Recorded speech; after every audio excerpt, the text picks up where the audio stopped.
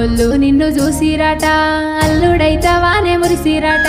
కలుపుతామన్నారు జోడి వాళ్ళు అనుకున్నారెన్నడో గూడి